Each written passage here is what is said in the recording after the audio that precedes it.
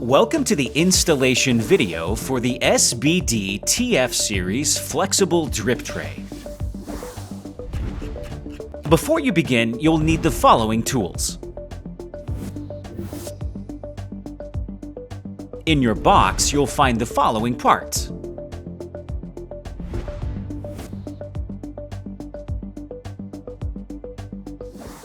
Measure the inside width of your base cabinet.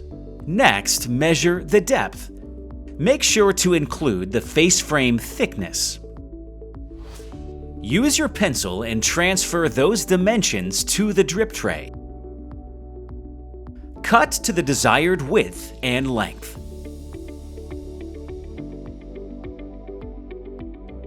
You will need to trim the drip tray to fit over the face frame.